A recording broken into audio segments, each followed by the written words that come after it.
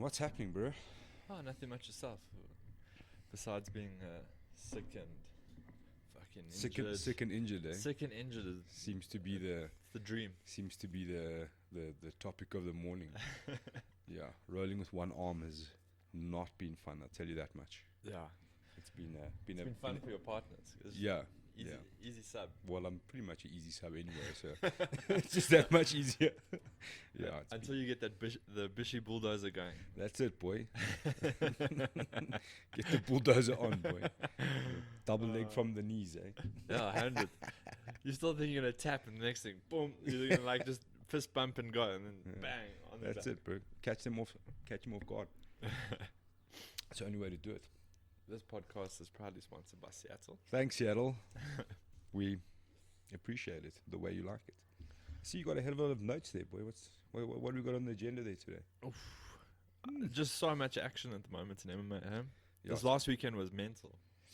Yo, Bellator, UFC, A lot of- RFA, ADCC.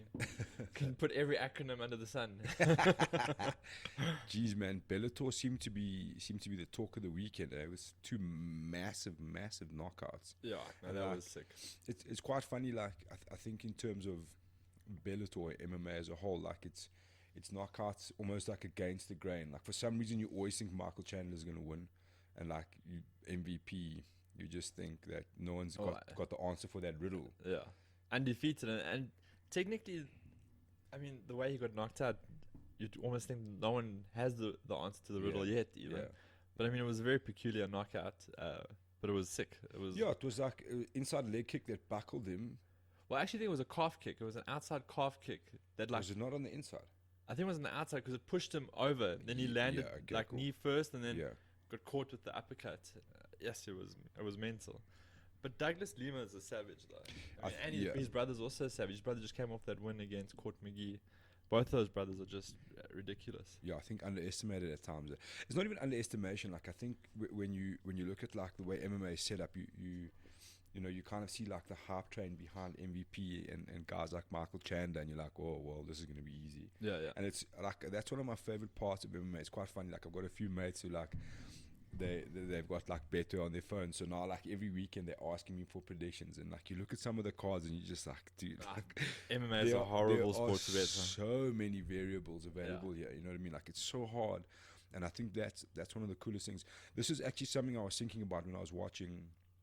Okay, not this Brazil card, because like the fights that went to decisions were mostly like not massively exciting, and it got me thinking about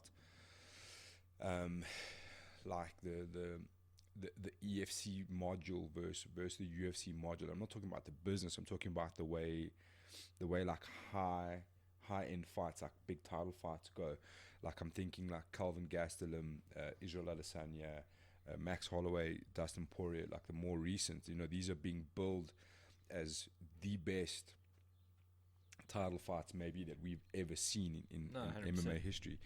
And what got me thinking was we spoke about the last EFC card and how there was this like urgency almost at the expense of technique and what you're good at to just find that knockout. Yeah. When you look at some of the best fights, and look, it's one of those, it can go either way. Some of the best fights we're seeing in the UFC at the moment are like, it's such a high skill level that there's almost no difference between the two opponents. Yeah. And it's that almost that last bit, who wants it more, you know what I mean? Yeah.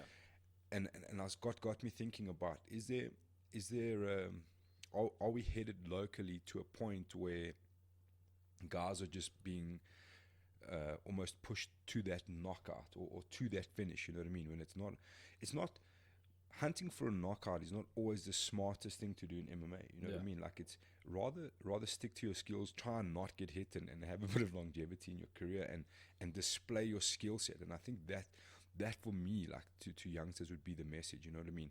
Be a mixed martial artist, not a knockout artist. You know what I mean? Yeah. And the two can go hand in hand, but like I'm very wary of this knockout culture almost in local MMA. Guys are putting so much emphasis on finding that finish.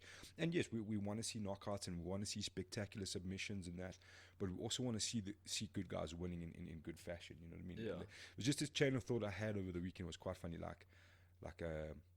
Yeah.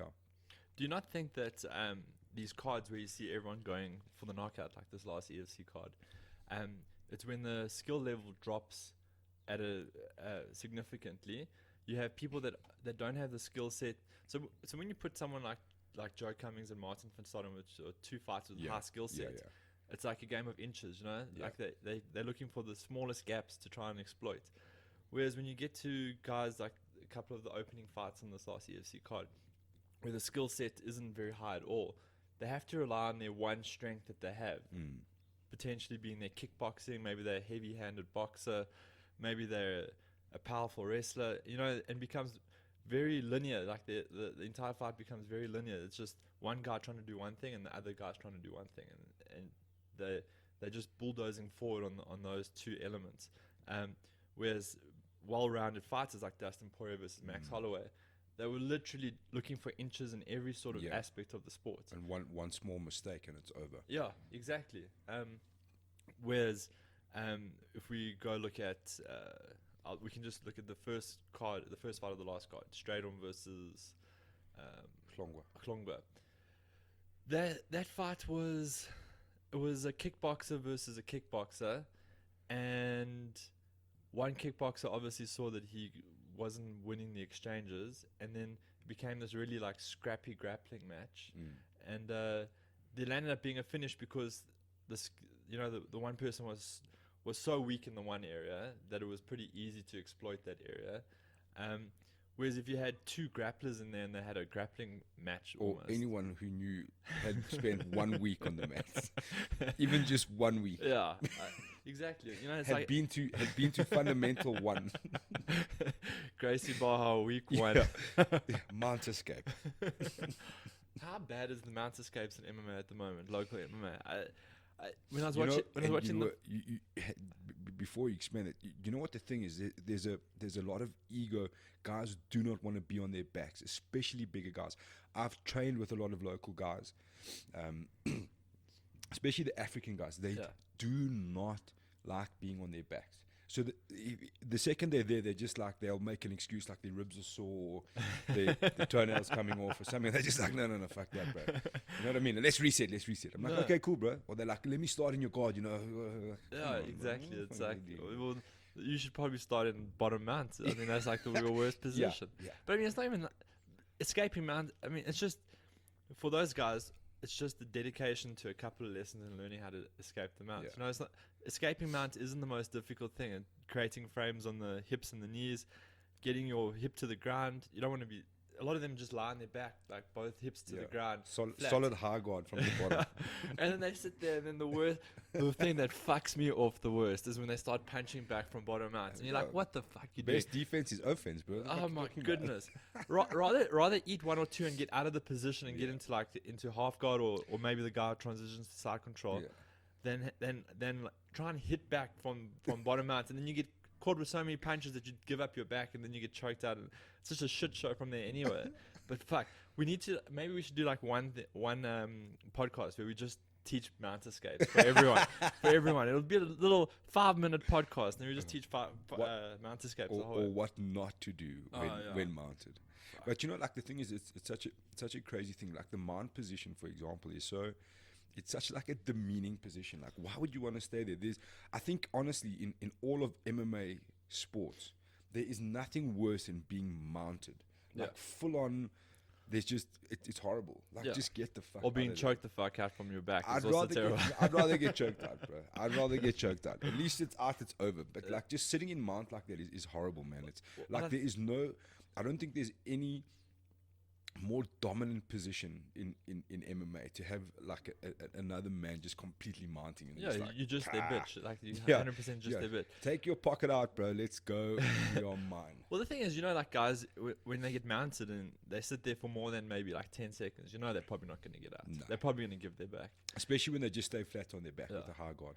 The moment someone gets to mount, I'm already trying to escape the mount. You know, you know when someone's about to transition to the mount. You know, so immediately to try and get your frames in and start getting that leg back. You only know someone's transitioning to mount when you've been to Fundamental 1. Mount escape week 1. Mount escape week 1. Have you ever watched those Gracie Baja kids, not Gracie Academy kids DVDs? No. So like we run like a kids program. I don't watch kids DVDs, bro.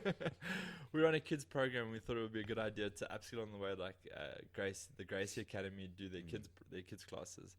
And like literally the first thing that they teach you is this arm trap and roll, a mount escape to like trap the arm, trap the leg, and roll. And then you think, fuck, if like 10% of like the debut fighters in the EFC just watch this one kid video that like 10 of my kids at the gym can do seamlessly, it would change their whole career.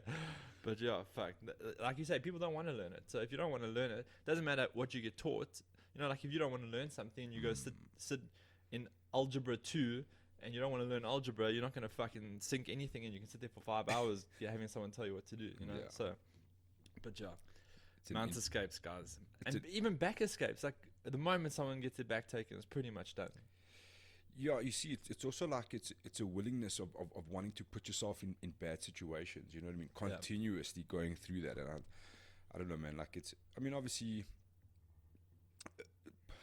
the promotion has a lot to do with that. I think guys are getting pulled up into positions where they got eyeballs on them maybe too early, you know what I mean? Yeah. And you kind of like, when you see a guy opening up a main card, you expect that maybe he knows how to spell gi, and he possibly has been on a mat before, you know what I'm saying? Yeah. Like, it's also that, you know what I mean? The guys are still young in their careers, they've got a long way to go, but you should not be fighting on they should actually have a main card grading system. You've got to go like a blue belt exam. You've got to go past the exam. You know what I mean? We've got to see that you can do some things, you know what I'm saying? The crazy thing is that when you get your pro license, there's a whole grading system. Like, I mean, you're meant to show people that you can escape these dominant positions, and you're meant to be able to do kickboxing for a round, wrestling for a round, jiu-jitsu for a round. You need to show your techniques, and you'd think that if you had a solid licensing program that Excuse me, so are you saying we don't have a good licensing program? Is that what you're saying? Oh, man. Have some damn respect. Well, I'm not going to mention any names, but when I did my licensing, the person I was doing my licensing with that's had a couple of fights in the UFC, they failed the written part. Oh. So the person running the licensing is like, okay, you've passed the physical part, you failed the written part, you don't really know the rules, and you don't really know certain things about MMA. Let's redo it. I'm going to help you along with this written part. I'm like, doesn't that defeat the whole fucking point of having a written exam? Pretty much. That's pretty much exactly what it basically just do an open book, put you in front of a computer, and you just see the question, Google it, and answer it. That would be as good, you know? Yeah, well, you know, we're in the business of fighting, not writing. That same person got fucking mollywopped for 3 rounds as well, and then surprisingly lost their debut in the EFC through just bad grappling choices. You know, just got choked out, and you just think like people, you know, if Masa had a proper stringent licensing program, and you had to be able to do specific things, and those rules and regulations were adhered to, you wouldn't see a lot of the bullshit that you see with some of these unknown fighters. There's a lot of great talent in the UFC. Yeah. I know we're shitting on the low end guys, but there's a lot of great talent in the UFC. But a lot of that great talent came pre the last 2 years, you know. So yeah. Yeah, that's a funny thing. That's what do we think about the next batch of talent coming through? This is the hottest topic, like with people that are quite involved with MMA. Where's the next batch coming from? Is there enough of a amateur system to feed a crop of young talent? And this is the thing. I think yes or no. I think I've seen. Look, I'm not. I can't speak in volume about what's happening on the MMA scene, but I can see a lot of good things. You know, like we mentioned, guys like Justin Ferrier and MMA SA KZN really, really like trying to become like a professional amateur athlete. No, definitely. You know what I mean? Like really taking steps, and I mean Justin Ferrier is a guy who's completely dedicated to the cause, you know what I mean? And he's got, look, in all fair respect, he's got resources, but he wants to get those resources, you know what I mean? And there seems to be a lot of amateur talent in the KZN region. They came here for the nationals, whatever it was, and cleaned up. That wasn't always the case, though. Yeah. I mean, I lived in Durban for a while in recent years, and there's always been talent in KZN, but at a certain point, KZN was on a decline, like talent-wise. I mean, the pros. I remember when we went to Sun City, the guys from KZN had such a high loss rate, and then the next event another high loss rate, and it just continued for a while, and it's steadily improved now. And I think you've got 3 or 4 individuals that are in the KZN region that have played a major factor to rebuilding amateur and pro MMA in that region. So, like you said earlier, Justin does have the resources, but he's also willing to part with those resources to improve the environment. Whereas there's a lot of guys with resources in MMA, but not all of them are willing to let go of those resources to try and develop the sport. He has a question for you. Is it a talent thing, or is it an incentive thing? Because if I'm a youngster and I really like MMA and I like competing as an amateur, and I look at the landscape, besides like having this dream of going through the system to eventually get to an international promotion, what incentive is there? You understand what I'm saying? Yeah, like, no, 100%. especially now, like all the talk around payments and money.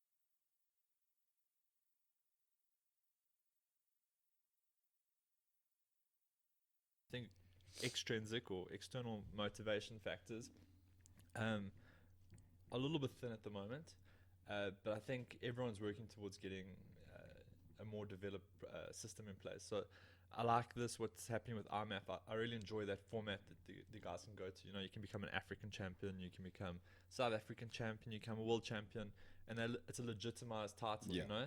I think that motivates a lot of the local talent at an amateur level. And then obviously at the pro level, we've only really got EFC to motivate the pros at this stage. And now that there's a couple of guys going overseas, it doesn't seem like as impossible as it was before. So I think a lot of guys are now being motivated by potentially getting overseas trips, getting to see the world and doing a sport you love. But there's all these different motivation factors, and I think that last year and the year before that maybe that was a bit thin, But now everyone's getting their shit together. The local organization is running pretty decent amateur events in terms of these tournament style events. For some reason, it seems like the amateur, should we say, pro-am events. It's these events that are amateurs only, but almost run like a pro event, 5 stars, EWC, so forth. It seems like those have actually like calmed down quite a lot. It doesn't seem like it's as regular anymore. I'm not sure if that's because these guys are focusing heavily on these tournament style events, which I think is a good idea. But yeah, I mean, when I was an amateur, you could literally fight almost every weekend. Yeah, that's where it should be though. Like that. Even but I mean, like pro-am events. Yeah, we look at like boxing, for example. Look at the career decision by Boyd Allen. How many fights do you think he would have had in the same amount of time after fighting Iga Cabeza? He's fighting again on the 8th of June. You know what I'm saying? He just defended his title. I mean, he had 2 fights, then fought for the title, won his title, defended his title, and now he's got an international opponent already. Look, obviously within reason. I mean, MMA, you're looking at realistically like 3 fights a year, maybe. Yeah. You know, some guys have been benched for 2 years. You know, you look at a guy like Papanga Trezo who's just been sitting on the bench waiting for his shot, you know. Has he been wanting to fight? Or I thought he was just taking time out. See, you know, but I don't know. I mean, I've never spoken to him about it. I also don't know. But like, you would guess there's some negotiation problems between him and the EFC. Opponents maybe that he wants to face, kind of, you know, you can't always say it's you know, like the promotion might have been offering, you don't know. You know what I'm saying, you really don't know. But I mean like, I'm just saying, like, we should have, especially at an amateur, if you want to get to professional, especially when we're trying to like almost catch up with the rest of the world, like, let's get these guys experienced, let's get amateurs into 15-20 fights before they turn pro, and then let's do that at a good rate. One of the big things that we were speaking about is the new grading system for amateur MMA. I'm not sure I'm on board with this grading system yet. Yeah, look, I am. Did you see the guy that was doing the like coaching on the grading system, teaching leg locks? No. Fuck, do me a favor. So do you need to know leg locks to be a black belt, MMA black belt? No, but I mean, like, surely, like, stick in your lane, you know? You know, I was watching some photos and I see this guy's like trying to teach, I don't know if you know William Oberholzer. Yeah. I mean, he's quite proficient in leg locks. I mean, he's a brown belt in the Carlson Gracie system, and he's quite a fate with the leg lock system. And I see this guy trying to teach William leg locks. I'm like, fuck, William would school you in leg locks. Like, you see the type of technique this guy's. They had like a little video of like the type of shit this guy was doing. You're like, this is the, you know, it's so difficult to have like a world organizing body trying to govern like the techniques that are taught, and it just seems like a lot of bullshit to me, you know. Yeah. Like, I'm not a massive fan of this grading system, but you know what, I can have my mind changed if someone's got some information about it that don't you think like MMA black belt just sounds like something you use at the bar when you're about to get into a fight? It's like when someone says they're and I'm like, fucking, there's no Muay Thai black belt, shut the fuck up, right? Muay Thai is all about performance. You're either a fucking stadium champion, or you're a world champion, or you're just a fucking Muay Thai fighter. That's it. Or you're a teacher, you know, a crew. Like, that's about the fucking extent of it. But when they say they're a Muay Thai black belt, I just want to like flipping hard in my jacket. Like, I was like, oh. Then I know exactly what I'm dealing with when someone says, oh, I'm a Muay Thai black belt. Because you're like, oh, you fucking don't know anything. Yeah, just look, I kind of get what they're trying to do. You're trying to get, okay, when you say, okay, look, you're a black belt now in MMA, which means you can turn pro. I think that they're trying to find a level that's appropriate for you to officially turn pro. That's the way I would guess. Other than that, I don't see any other reason why you would want to have a MMA grading.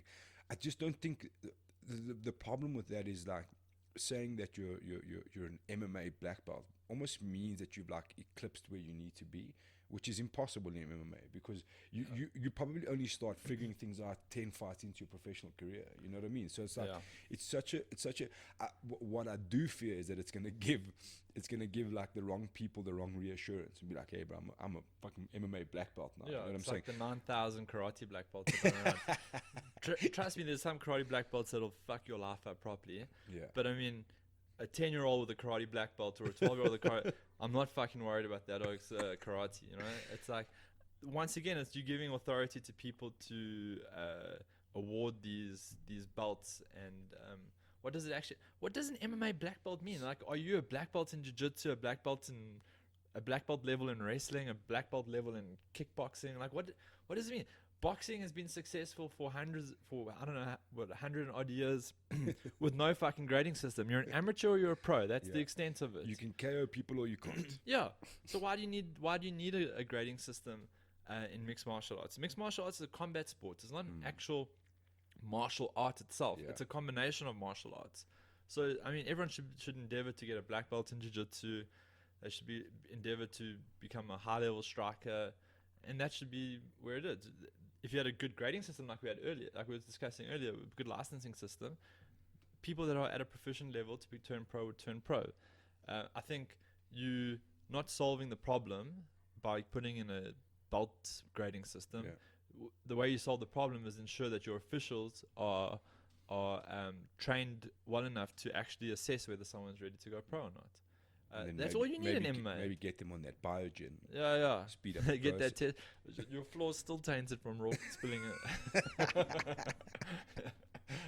Spilling that. We're going to get a cease and desist from Biogen soon. Hashtag no juice, Biogen. Cool story, guys. You know, we started on these cards and then we just... we drifted off. We What drifted were off. we talking about? We're talking about Bellator. Oh, Bellator. Yeah, Yeah, people were yeah. getting starched in Bellator. Did you see that WWE guy, Jake Hager? Yeah, Jake Hager against the guy who makes burger patties for Yeah, a living. Absolute tomato can. Like, Yeah, I think they literally picked him up on the way to Wayne's. They're like, hey, fella, how does $10,000 sound? yes, I'd fight him for $10,000. Yeah. Yeah, look, I don't know, eh? He got I'd get what did submitted for he got $10,000. caught in an arm triangle. I'll Yeah, go to sleep yeah, for yeah. $10,000. Cool, All good. That's the best. I'll lie down for you like Yeah, this. that's the best case scenario. That's the absolute best case scenario. I wouldn't fight Francis Ngannou for $10,000. I'll tell you that There's not much. enough money in this world for me. I like my head on my neck. It's like, have you ever seen that photo when Anthony Joshua hit Klitschko and he's like, Yeah. Kazakhstan? I can only imagine that's what's in store for you. And you're hoping that your head stays on. Yeah, shit, my man.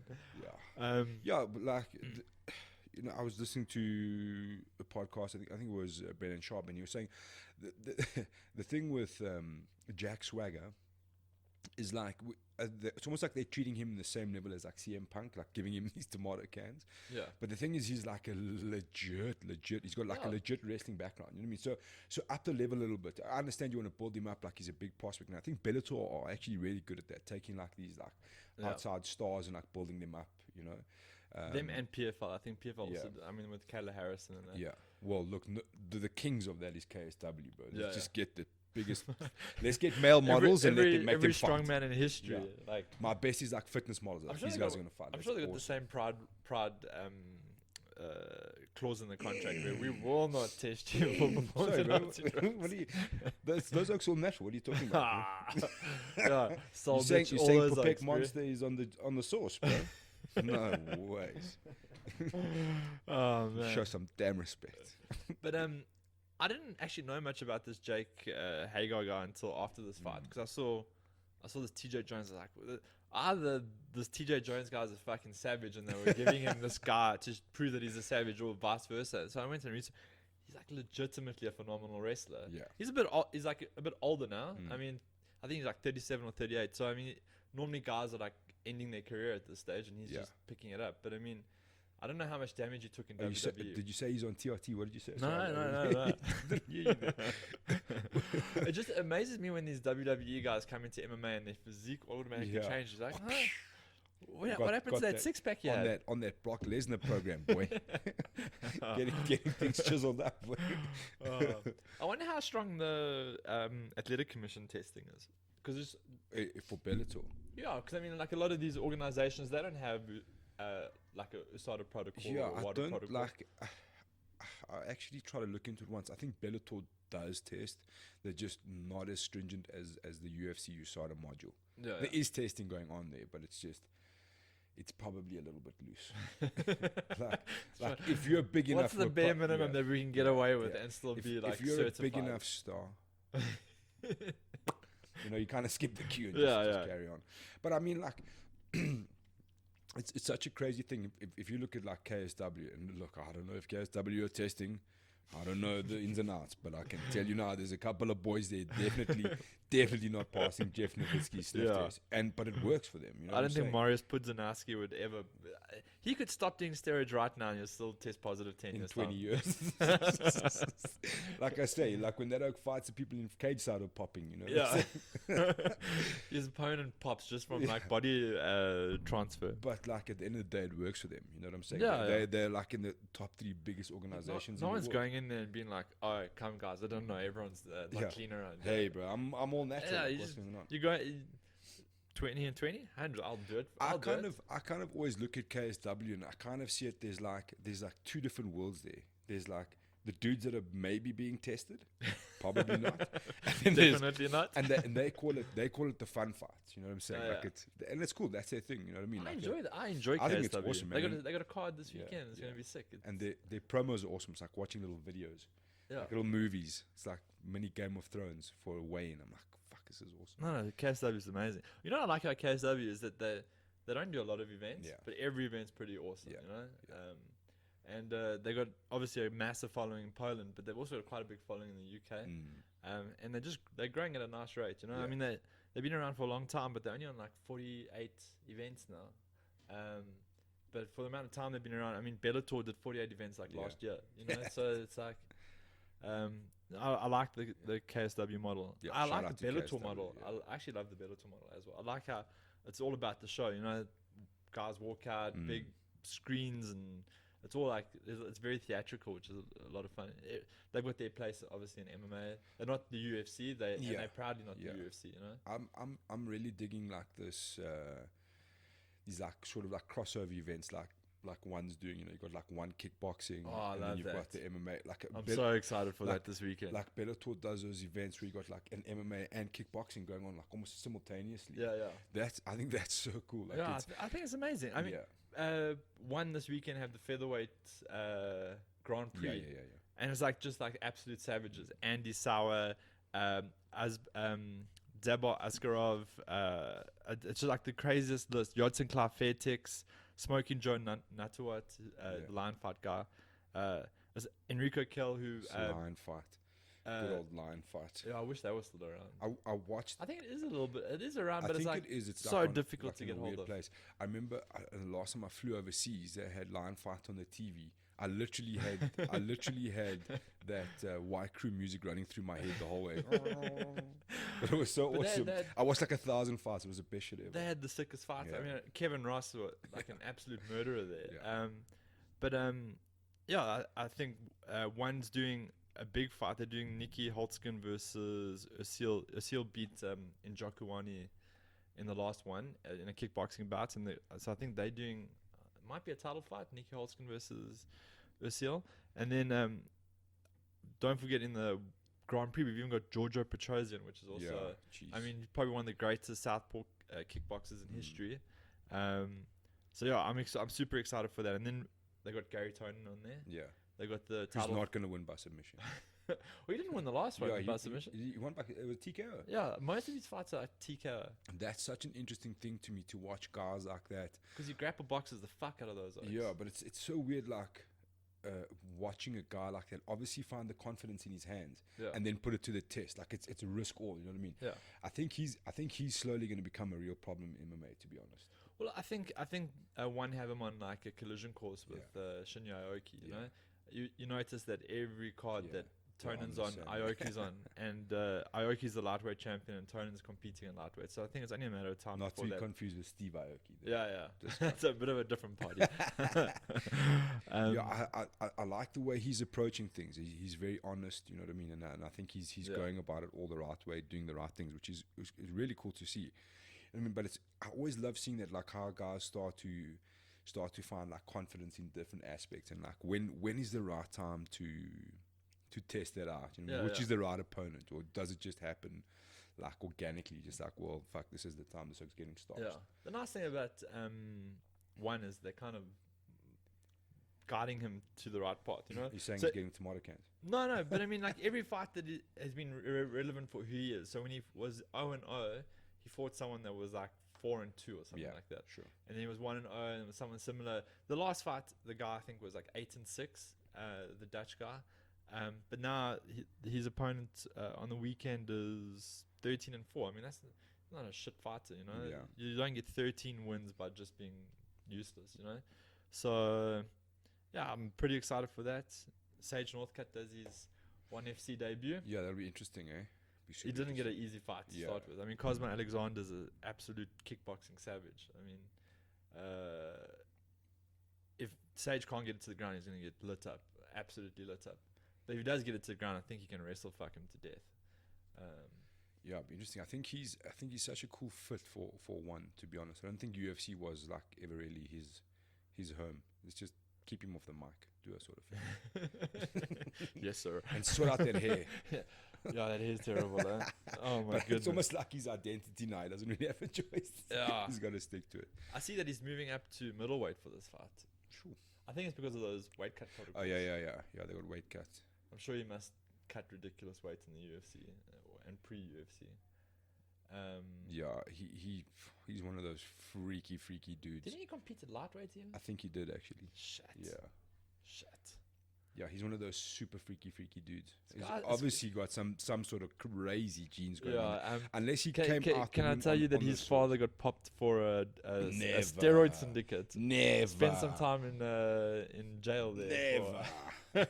Who would have guessed? Him and his sister are like shredded to the max, and they're drinking But protein the thing shakes is, like, every- they've got, if you watch like the countdown shows and stuff, they've been at it since they were like 7 years old. I know. So but with if your on the father's sauce- putting a little bit of juice in your Rice Krispies, you know, you're gonna grow up looking a little bit different. Yeah, I don't know. It looks like, they literally look like they were like karate science experiments. Yeah, they were. Yeah. I would like my kid to look like this, please. Everyone was worried about that Russian testing protocol. Fuck. Yeah. The North Cut. Icarus Part 2. Fucking crazy. Sage's father and Jose Canseco were chummies. What else do we want to talk about, bro? Schedule changes. Yeah. KZN. We feel you, boys. We feel Sorry, you. guys. We feel you. You're not going to see a EFC event for 2 years almost. Yeah. That's sad, eh? It's rough, man. And I love those Durban events. You know, it's a lot smaller than obviously Carnival City or Times Square, but you know the KZN crowd definitely pitch up early from like fight one. The venue's pretty full, and often we get to see great fights in those events. I know some fighters don't like it because it's a little bit smaller, but Yeah. I personally enjoy it. And I know the KZN supporters are pretty bleak about the situation. It also had a ripple effect. It knocked out ADCC. ADCC got postponed as well. That's kind of ruined our entire weekend. But anyway. Cannabis Expo the following week, though. I'll be going. Will you not be going? No. Oh. I'll be home already. Oh. I've dedicated too much time to Durban. You know, like that's. You know, MFC like, should jump on the bandwagon and just hit an event in that week. yeah, they should have actually. They should. There's still time. You heard it, yeah, MFC. That one's for free. Hashtag Justin Ferrier. Call the boys. Yeah, like, you know, I see where they're coming from, but it's kind of like, you say like, sorry, Durban fighters, there is nobody else big enough in Durban to fight in Durban besides Amanda Lino. But who is? You know what I'm saying? Who is big enough? No, like I get it, but you could have taken Maybe Nzwandile Longwa when he decides to not fight with the EFC. Hellbow, bro. There are options there, but why does the card have to be headlined by someone from Durban? Yeah, I suppose. Let's just think out the box for a little bit, yeah.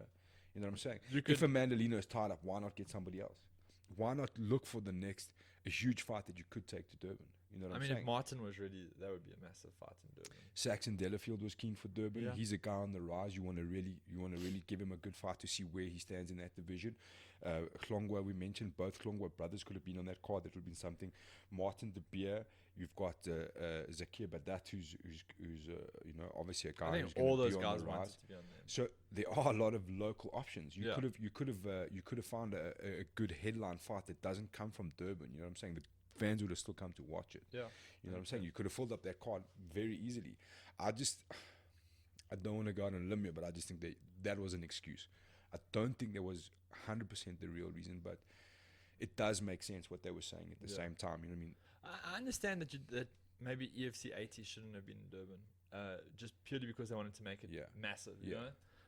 But I think at a bare minimum they could have postponed it, you know? I think there's definitely a market to have an event in Durban. Have it later in the year. Have it in the summer months. Have it in November. Look, we also don't know what the financials are around that. We don't know. I don't know how much money they make at the EFC events in Durban. I don't know what portion of their revenue comes from ticket sales. I don't assume it's a lot. I think a main portion of their revenue comes from sponsorships, TV deals, and so forth. So I don't think that plays too much of a factor. But I don't understand the economics of it. So I don't know. Maybe it just didn't make sense to postpone it and just can it all together. Sure, 100%. It's cuck. It's just very just cut. shit. Yeah. It's, we made a special effort to go there for that event because we like spoke it up so heavily. Then Al went and took his credit card out, bought some airplane tickets, bought some accommodation. Well, Derbs, you'll be seeing me regardless, whether you want to or not. Yeah, you know, like that's worst case scenario. At least I get a holiday. But anyway, you know, it's cock for Durban, especially like Durban is such like an MMA mad province. You know what I'm saying? Like KZN believe like they're the birthplace of MMA, and rightfully so. You know, so it is a bit harsh for them. Fight Club, Fight Force days down in Durban. I mean, Sabaya was originally the could have home got to Wesley Hawkey back in the mix, who's been for enough money that I playing could fight around. anyone. No, he will. He 100% in will. any rule set, I'm sure. So yeah, you know what I mean? Like there were options there. That's the thing. He offered to fight Luke Michael on like 2 days. Eh? Yeah, he did.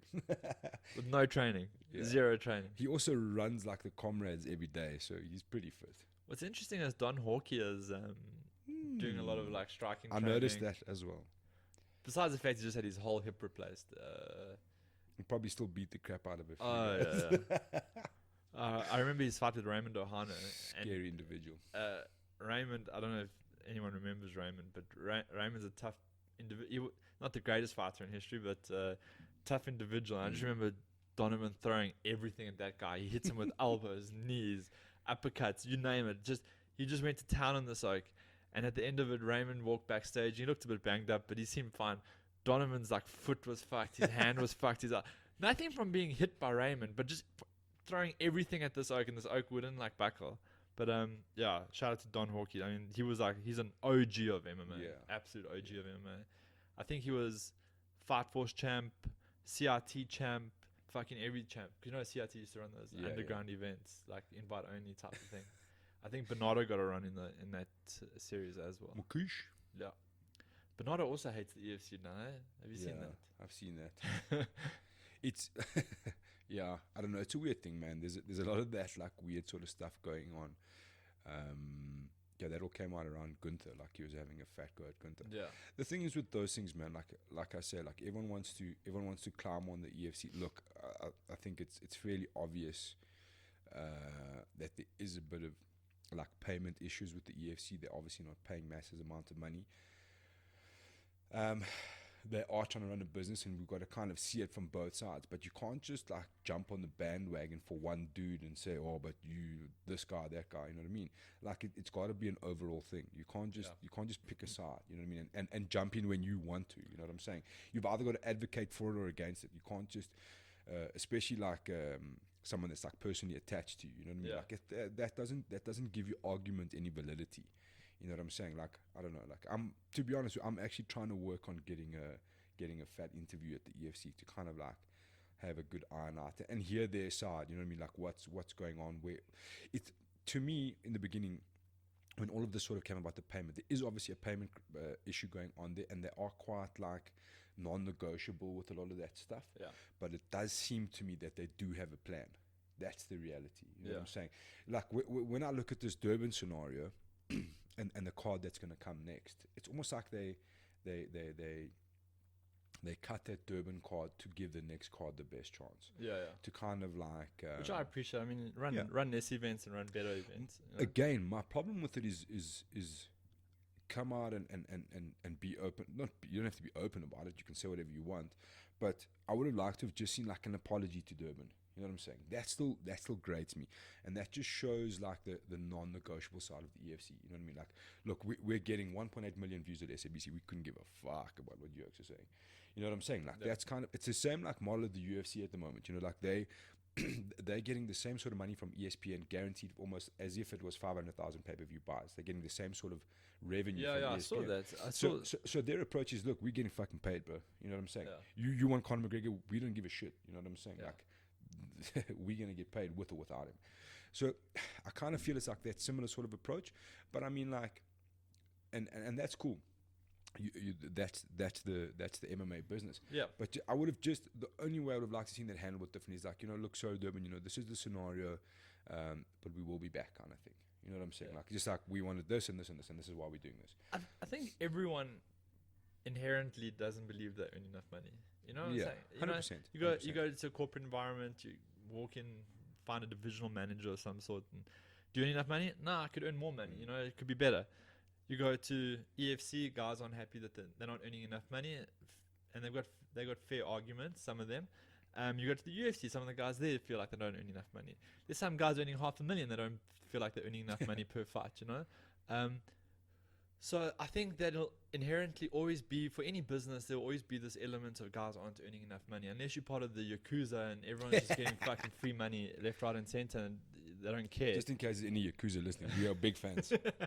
Please don't kill us. This might be our last episode. Big fans. It's been real, guys. But I mean, the only time it really gets upsetting is if someone's been promised something and then you go against that, you know? Sure. So, sure.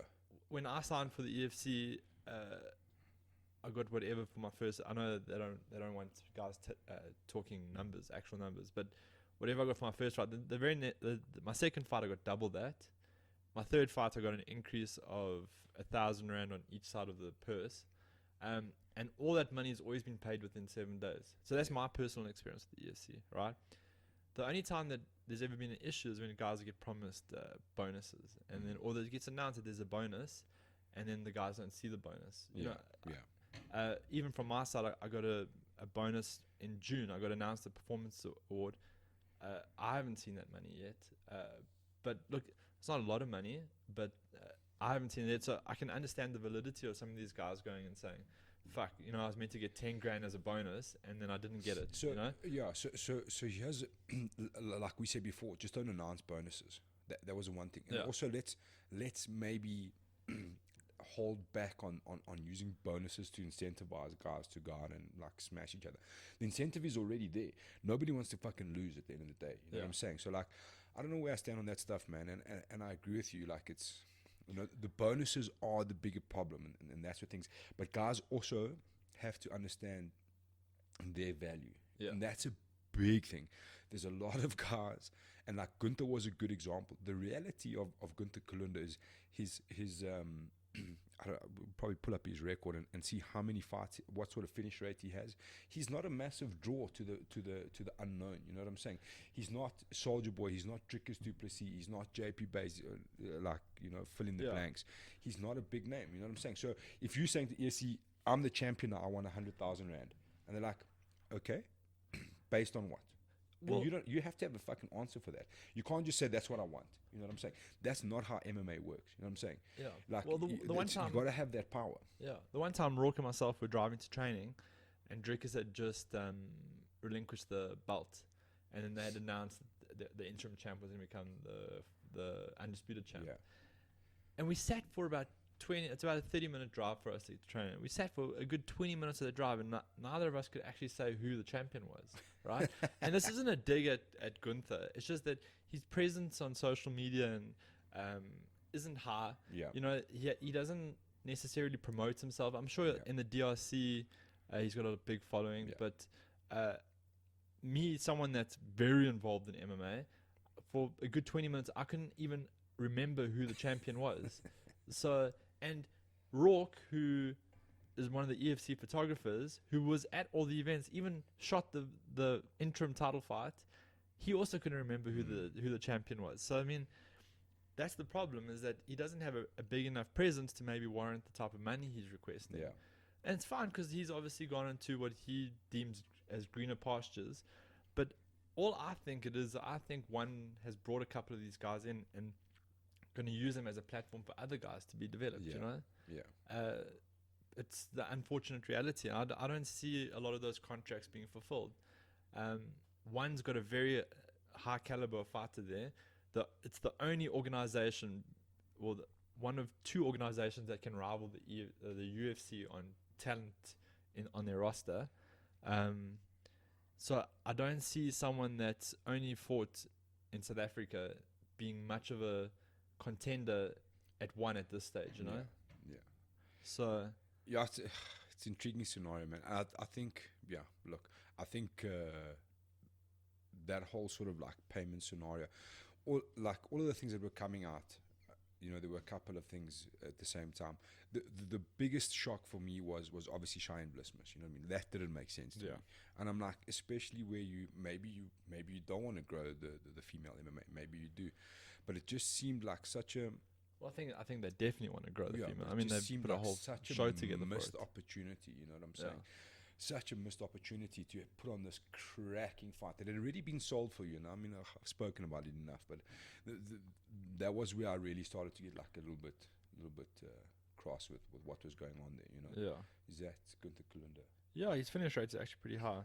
He finished Francois Kundari in his debut, then finished Skippers, then won a decision against Conrad, then finished Coxon, then decisioned De Rocha, and then retired against Carlos Pretish. I don't know how you say that. Let's just start again. So he's a pretty good welterweight to beat 2 featherweights along the way. Yeah. Look, Armand isn't super shredded at lightweight, to be completely honest. Or super shredded at all. Belly bros, bro, I can say it. Conrad, also not super shredded at lightweight or welterweight. PT also... Yeah, so I mean, they're probably mostly featherweights and lightweights. Nothing like really getting me excited there. Which is crazy because Gunther looks like he was chiseled out of stone. Freak genes, boy. Yeah. You're saying he's on that Biogen? No. You know what? One thing you have to give to African genetics, like truly African genetics are like superior to most genetics. I mean, you look at the likes of Kamaru Usman, Francis Ngannou. Do you remember Terry Sokaju? No. The old Pride days. He fought Matt Hughes in the UFC. There was that whole big slam thing between him and Matt Hughes. Yes.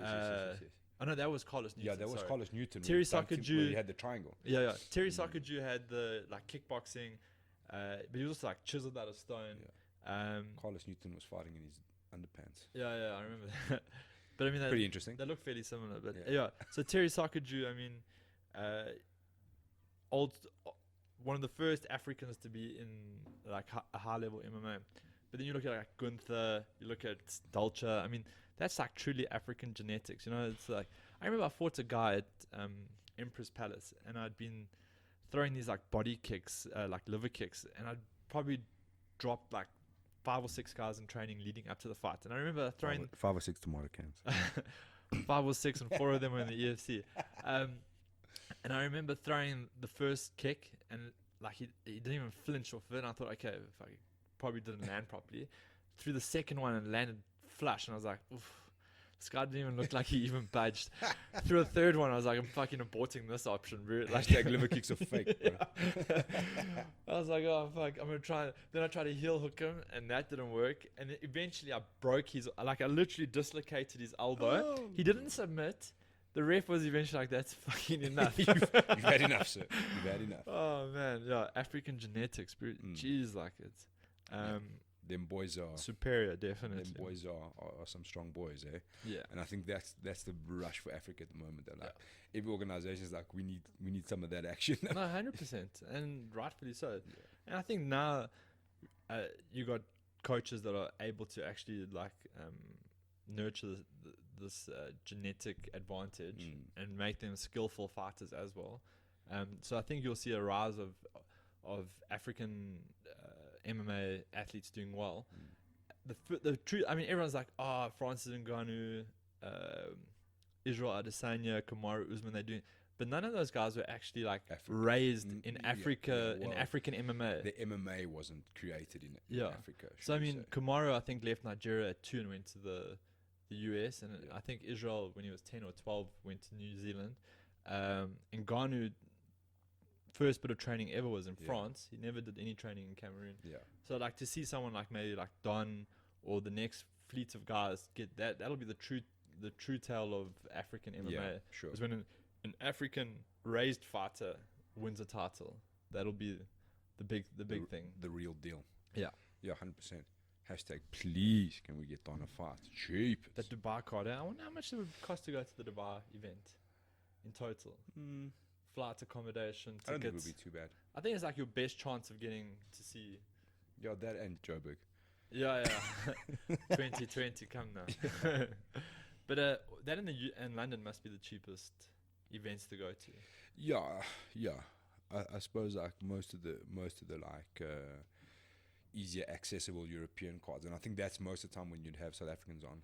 Yeah, but I mean I think that's why Gareth was signed to the European league. Hey? Most of the South Africans are, to be honest. That's the way I picture it. I thought Don was part of the US. Yeah, because he fought in Moncton, Canada, wherever that is. I don't think, strange place.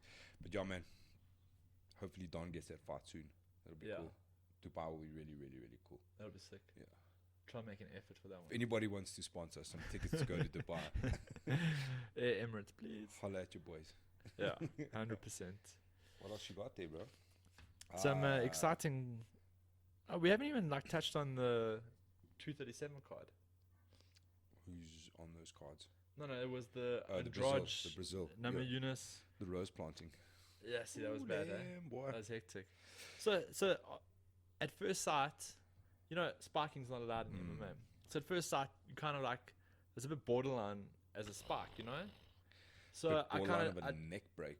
Yes, it looked bad, So I did a bit of research into it. I just wanted to understand why it wasn't illegal.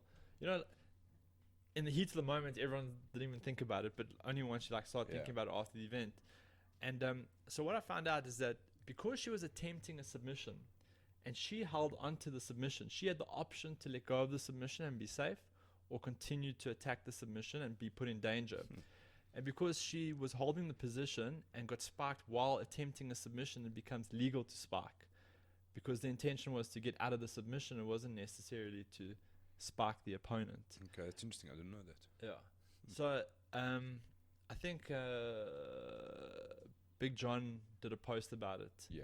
And just elaborating a little bit on it. So it's quite an interesting. I mean, Rose, in all fairness, Rose was fucking Andrade's shit up properly. Yeah, dude, it looked like they were two very different levels. It looked like Andrade didn't even deserve to be there with Rose. But then Rose kind of like slowed down in the second. Yeah, she definitely. Actually, towards the end of the first, and Andrade's corner picked it up, because I saw it as I was like, oh, she's definitely slowing down. Yeah, something's wrong. But she got a frenetic pace at the beginning of that first. And then, obviously, in the first round, she almost got the armbar out of that Kimura trap. But then Andrade like slipped her head. The second time Andrade slipped her head and went like high crotch, and then could dump her on her head. Whereas previously Rose was like sitting in like a fireman's carry across her neck, which kind of like didn't really let her dump her. But apparently her corner kind of called for her to like change it up if she gets a Kimura trap again, which is pretty good. I mean, that's the bonus of having a corner. I mean, to see these things that you can't see. Yeah, look, her corner was super sharp, man. They picked things up because they saw that Rose had slowed down, and I think it had to do obviously like her pace coming out and that continuous like bulldog pressure from Andrade. Yeah. She's just like she just doesn't stop coming forward. She's relentless with that. There's pressure. No reverse gear in there. I don't think she's like her hands are super wild. And like against a technician like Rose, that's often like for Rose, it's like the perfect scenario because she'll just stay on the outside and pick her apart, which she was doing. She cut her up badly in like the first 10 seconds. Man, that pressure is just ridiculous. Yeah. Especially when you're like a smaller fighter and you just want to close that distance. And I mean, look, that's what you want. Yeah. Look, I don't think her game plan was to spike her unconscious, but it was definitely to like close that distance and keep it like tight as possible. I had to love how Dominic Cruz is like, you can't get slammed from this position. You can't get slammed from this. Boom. Thank you. Yeah. Hold my beer. Yeah. Cool story, Dom. Yeah. But like in theory, like it's almost impossible, you know what I'm saying? Like, and as long as she had the Kimura trap, I think she also thought she was safe, you know what I mean? So it was the head position. So she like kind of like had to like slide the head out and then take this high crotch position and then do the slam. Yeah. Because it was crazy. It was, I think you have to redo that. Look, Rose doesn't seem too committal to MMA at the moment. But I think the rematch makes the most sense. Absolutely. You know, Rose gave Joanna the rematch, fucked her shit up twice in a row, and then now the Andrade fight. Let's not forget about Tatiana Suarez. But they were saying that she's got a fight now coming up. But they're saying that she's also next in line, provided she catches a win now. Yeah. She's a beast, dude. She is. She's out of Dan Hender's camp. She's also got no neck. She wrestled the shit off of it. Yeah, she'll wrestle your shit dead, bro. Yeah, she wrestled her neck off. She's a beast, bro. Moving down that card, please BJ Penn, Anderson Silva. Oh, bro, call it a fucking Please, day. guys. You know, I've got these bobbleheads, and I've got an Anderson Silva and a BJ Penn one. Is his knee broken on the bobble? I think he got kicked. Yeah, I was sitting there, I was like, oh, fuck. Even the These are like two bobblehead's of my broken. favorite fighters in history. Like, No, they for just need to sure. call it a For day sure. now. Like, dude, it's like, who is telling these guys? Like, is it they just got this will to carry on, and the camp's just like, you've still got it, Anderson, or is it like? I mean, if you're earning $500,000 a fight and your camp's taking 10% of it, they're always going to tell you, "Fucking, we've got one more in you. We got one more in you." You've got title's still possible, bro. Anderson's saying he still wants to do 3 more fights when he finishes with his contract. Come on, man. I was checking Call it a day, the bro. stats for Anderson and BJ, and Anderson's 1-6-1 in his past 8, and BJ is I think he's on like a 7-fight losing yeah, streak. he's on the longest losing streak in UFC history. He's on a 7-fight losing streak. He's 1-9-1 in the last 11. Oh, dude. So you it's think it's actually okay. Look, so the he was the BJ Penn fight. BJ, at least like in the first round and a half, actually looked okay against an older fighter in Clay Guida. You know what I'm saying? yeah. Like when you're looking at like BJ Penn, Ryan Hall, you're like, okay, cool, he's gonna get his leg snapped up. He's not gonna take damage. So you're like, okay, that's cool. Like he's a legend. Let's give him that sort of thing. Clay Guida is older fighter's been around a while. You know. It definitely wasn't the Clay Guida past. No, I mean, 100%. It's the first time you see 100%. Clay Guida like drastically slow down in the fight. Yeah. So cool story. But like, who the fuck wants to watch BJ Penn lose for the rest of his career? Well, Like, call it a day. But like his record is almost evening out, like wins to losses. Well, he's 16-4-2 now. Prior to the last 11 fights, he would have been 15-5-1. 15-5-1 is an epic record to retire on. Dude, So let's say I just don't get it. he wouldn't bro. have retired on that because it was the 2 Frankie Edgar fights Yeah, that you have to add to it. So let's say he retires at 15-7-1. yeah. That's pretty good going, considering the type of competition that he fought. But now, I mean, if he persists, he's probably going to end off like 16-2. And you know, it's difficult to put you in the GOAT discussion when like so many guys have beaten you. Yeah. When you literally hold the longest losing streak Yeah. in the UFC. Yeah, man, it's tough, man. Just like get out of there. The Call problem it a is- day, bro.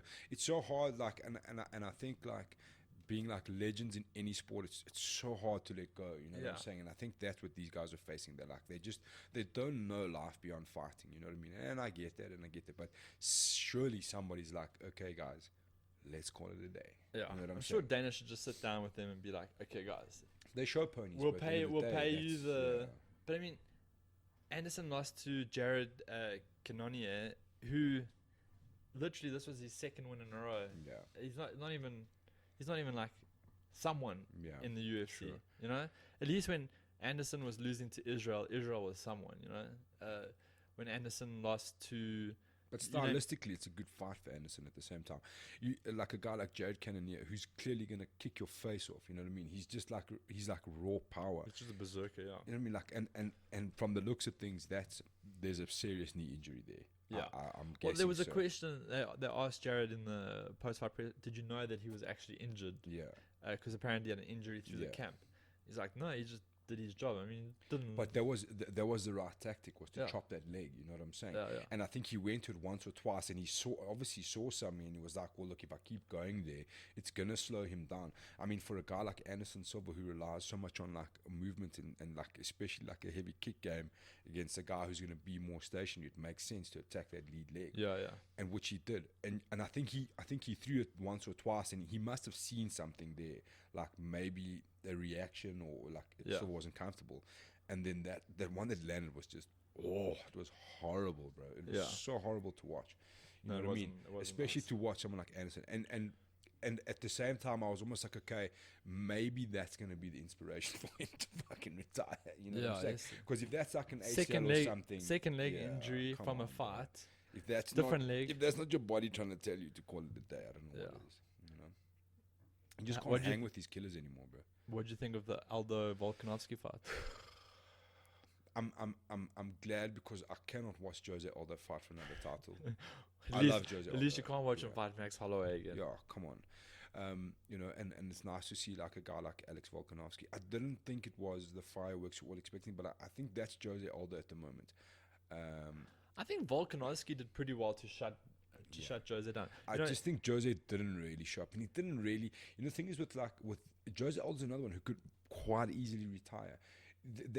Jose hasn't evolved. You know what I mean? Yeah. If he shows up and throws like those leg kicks that he's known for, you're like, okay, we're in for a fight. He's got that like Dutch style, rip to the body, throw the leg kick. He's very predictable. But what Volkanovski did well is he kept circling off to his lead, to Aldo's lead side, and he would open up with maybe like a short lead leg, like calf kick, and he just kind of stopped that whole sequence down, because I mean that's Jose's game, is to chop your legs down, rip to the body, chop your legs down, and just keep going. And he just kept seeming like he was like 1 or 2 seconds ahead of him, and he kept stopping. Which Aldo's been doing for 100 years. No, you know what I'm saying? You know the crazy thing is Jose has got like a sick ground game, which you never, ever, ever, ever see. It's just like this Brazilian mentality. I just don't understand it. Same thing happened to Sergio Moraes earlier on the card. Yeah. Sergio's one of the greatest grapplers in history, but he stands in stands in trades with Wally Alves and then gets KO'd. I think this is one of the things of fighting in Brazil, is that the crowd actually suckers you into that. You know what I'm saying? Like 100%. They want to. I mean, Jose is the king of Rio. They want to see him just spark somebody out of the cage. They don't want to see him submit somebody, and they kind of get sucked into that pressure. You know what I'm saying? To be honest, like I think if Jose we could probably look. He probably has more success out of Brazil because he doesn't get sucked into that. You know, he sticks to his game plan. Good possibility. You know, like Jose for me, I thought after the second Max loss, I was like, now's the time to call it a day. Like you want to keep going at this title, bro, and there's just killers lining up. You know what I'm saying? There's just killers lining up. Where does he go from here? You know what I mean? Do we give him a couple of pawpaws to see his? Well, they're not even. Those two guys weren't even next in line. I mean, Frankie Edgar gets the next shot at Max Holloway. You still got Brian Ortega in the mix. Yeah. You know what I'm saying? Like it's just. You would have thought that Volkanovski would have got the nod, but I mean, everyone loves Frankie Edgar. I don't know anyone that doesn't like Frankie Edgar. And I think Frankie Edgar is stylistically for Max Holloway super interesting. You know what I mean? Super interesting. It'll be interesting to see how he deals with Max's range, though. Yeah, because there's going to be a substantial height difference between the two. I mean, Max Holloway is a huge lightweight. Yeah. You know what I'm saying? But I just find in general, like a lot of these jiu-jitsu guys that come out of Brazil, a clear example was Jacare versus Jackie Manson. Jacare, not only is he one of the greatest grapplers in history, right, from a jiu-jitsu standpoint, but he literally got to the UFC by wrestling and grappling guys to death in MMA. Yeah. Then he gets to the UFC, has some success doing the exact same thing in the beginning of his career. Now he rates himself as a striker and stands and bangs with all these oaks and gets TKO'd, KO'd, you name it, or gets decision. Whereas like, if he gets on top of you in the first round, you're pretty much fucked. You're done. It's done. It's over. Yeah, it's a weird thing because I think the thing is he throws everything with KO power. Yeah. You know what I mean? He's like, there's no like. He's obviously got a bit of technique, but there's no find the gap. It's just like get through everybody. You know what I mean? And again, that's where you got to look at camps, man. You got to be like, listen, bro, like pull the guy aside and just be like, listen, mate. You know, well, I mean, this is not the way to go about it. He's doing that camp. I mean, he left the big camp to go to Orlando. To go, I can't remember the name of the camp. Do you think he's addicted to Disneyland? Hey, if I lived in Orlando, I'd be at Universal Studios. I mean, I was there in November. I'd be at Universal Studios every weekend. Fair enough. No, it's so epic there. But once again, at the risk of your MMA career. Yeah, 100%. He got Mark Perry's in his camp now. But I mean, once again, like, what do you? I mean, they don't even like. What are you going to learn from Mark Perry besides craziness? Yeah, 100%. It's I don't know. I think there's benefits to having big camps, and I think there's benefits to having small camps. I mean, if you need to develop as a fighter at a very rapid rate, I think small camps are great for you because you get a lot of individualized attention. Sure. But I think if you need to grow as a fighter, you need pressure from other guys, like in sparring and drilling, and you need bigger camps. Yeah. And I think that's kind of the decision that the fighter needs to make. You know, like you need to be quite honest with yourself and decide like, what is it that I'm lacking? Is it the skill level, or is it like just the actual conditioning to fighting that I'm lacking? And I think Jacare needs to put himself around some other savages, because he doesn't need to learn anything more on the ground, you know, in terms of jiu-jitsu. Yeah. So he doesn't need that type of focus. What he needs at the moment is he needs other guys that will just push him hard, you know. It'd be interesting if he went to somewhere like Henry Hoof's kickboxing, like the Hoof 360 or whatever, 360 kickboxing.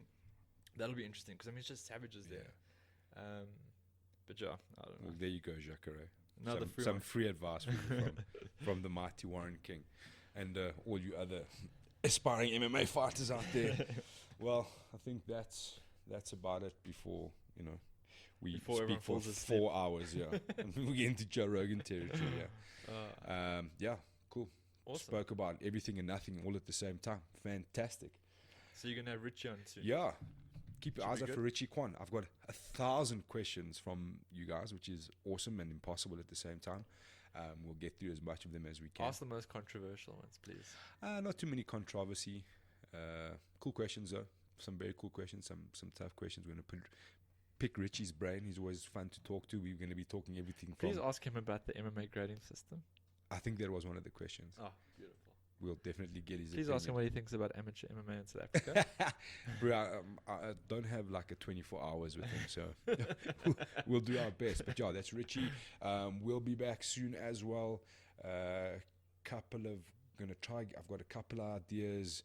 I know Dino Bagatine's hinted at coming to have a sit down with us. That should be pretty cool. So awesome. Couple of cool things happening, and that's it from us today. Thanks for tuning in, and we'll chat to you guys soon. Cheers, guys. Peace.